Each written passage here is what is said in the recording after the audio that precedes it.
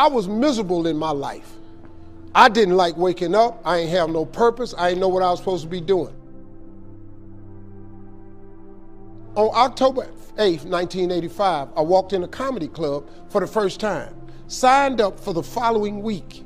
The following week, a girl took me down there. She said, "You got to go to comedy club. You're the funniest person I've ever met." I never even heard of comedy clubs. I'm 27. I walked in the comedy club. I signed up for the following week. I'm gonna sit here and learn. I knew I was funny. I just didn't know what to do with it. They had 10 acts go up. 9 of them went up. I didn't laugh at one joke. I was just sitting there just, man, I wish that was me. Man, they should have said this. Every joke they told, I knew the punchline before they said it, and I wrote a better punchline in my mind, what they should have said. It got to guy number 10, they called his name, he wasn't there. They said, well, he's not here, we're gonna go to next week's list. Steve Harvey, where are you? Long story short, I won amateur night that night. I won $50. It was a 45-minute drive to my house with this girl named Gladys. I cried 45 minutes. She said, "What you crying for? It ain't but $50. I said, no, you don't even understand. I was born tonight. I now know what I'm supposed to do. I went to work the next day, October 9th, and quit my job. With $50, I had nothing. I just never gave up. I'm gonna tell you something. That decision cost me everything I had. I lost everything. I lost my family. I lost friends. I lost everything. I became homeless. I lived in a car for 3 years.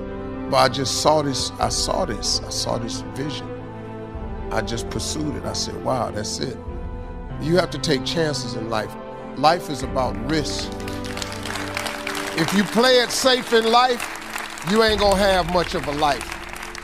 If you play it safe, you won't have much of a life. Life is risk. It takes courage to pursue your dream. Now, it's gonna cost you something. Most people are not willing to pay what it costs to go after your dream, because you're gonna have to hurt a little bit.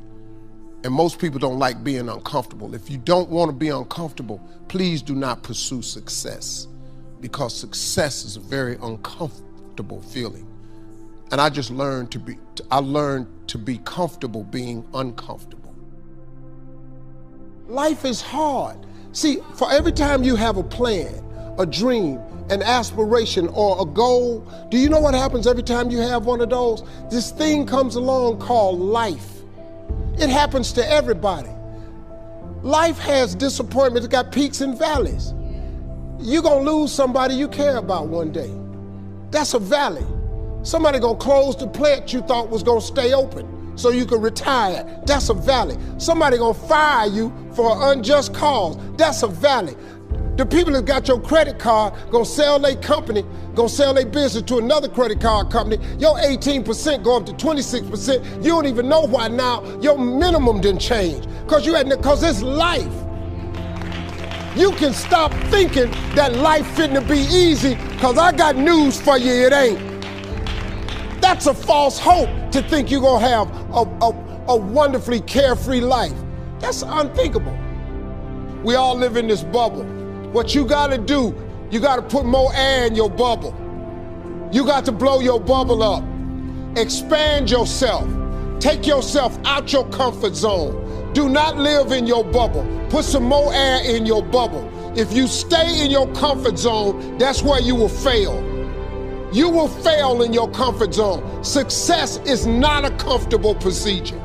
It is a very uncomfortable thing to attempt. So you gotta get comfortable being uncomfortable if you ever wanna be successful. Start putting some pressure on. Put some pressure on yourself. Get out here and get about it. Look, I'd love to sugarcoat this thing for you. I'd love to tell you, look, you can go out here and get rich, do a couple of things. That ain't happening. You gotta get real doggish. You gotta get downright funky if you wanna make it.